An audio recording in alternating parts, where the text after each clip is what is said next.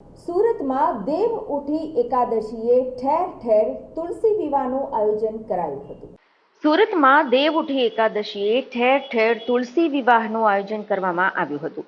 વર્ષો જૂની પરંપરા મુજબ દેવ ઉઠી એકાદશીએ તુલસીજીના કૃષ્ણ ભગવાન સાથે લગ્ન કરાવાય છે। તો સુરતના જૂના અંબાજી મંદિર ખાતે ભવ્ય રીતે તુલસી વિવાહનું આયોજન કરવામાં આવ્યું હતું।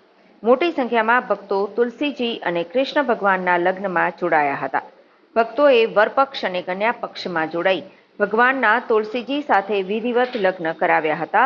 ત્યારે હવે તુલસી વિવાહ થતા લગ્નના મુહૂર્તની શુભ શરૂઆત થશે। આપણે તુલસી વિવાહનો પ્રસંગ ઉજવવામાં આવે છે। આ પ્રસંગમાંથી દર વર્ષે તુલસી વિવાહના કરવામાં આવે છે ને એ બંને પક્ષો તરફથી આપણે જેમ લગ્ન કરીએ છીએ તે હિસાબનું અહીંયા એ કરે છે। આ દિવસથી લગ્ન કરવાથી લગ્નની શરૂઆત થઈ જાય છે અને લોકો ખૂબ ગણીને આ દિવસથી લગ્ન ચાલુ થઈ જાય છે। અહીં વર્ષોથી આ પ્રથા ચાલવામાં આવે છે અને લોકો હજારોની સંખ્યામાં દર્શન કરે છે, માતાજી પાસે આશીર્વાદ લે છે અને પોતાના શુભ કાર્ય શરૂ કરે છે।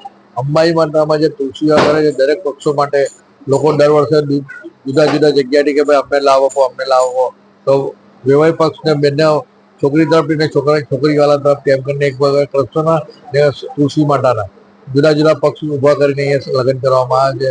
આ વર્ષે પ્રસોથી કરવામાં ને આજે તમે જોવો છો કે આ પ્રસાદથી લોકોના એટલા શુભ કામો થાય છે।